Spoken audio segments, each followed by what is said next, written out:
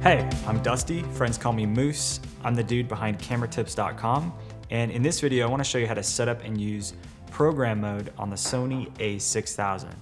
Now you might be wondering what program mode is and what it does. It's kind of like an advanced auto mode, so it's really great for point and shoot situations, but it gives you some extra control. You can control things like ISO, exposure, and autofocus.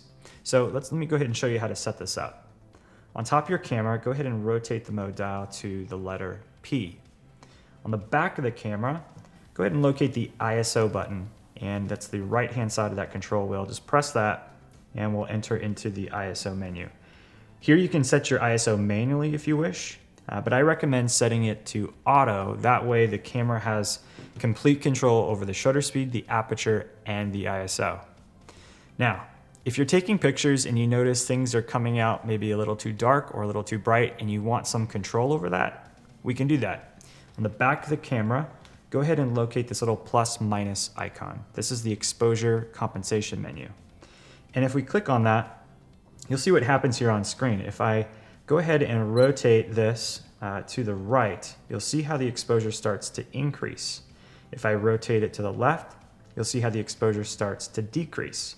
So this gives you a little bit of control over that final exposure. Now, one other thing that I want to show you that's not often talked about is called program shift.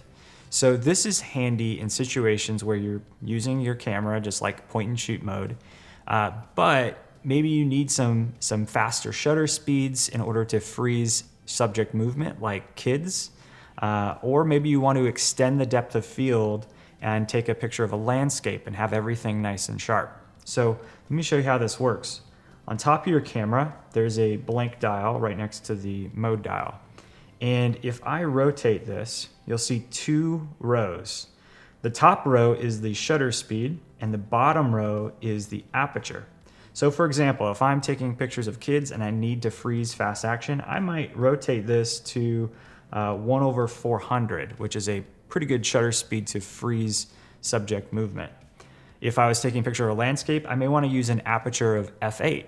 And so I can do that by just rotating this dial and selecting an aperture of f8 there on the bottom row. And that will extend the depth of field, get everything nice and sharp.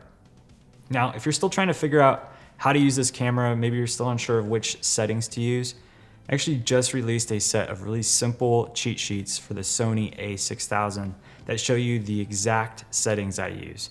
You can kind of think of them like recipes. I show you which exposure mode, the exposure settings like aperture, shutter speed, and ISO.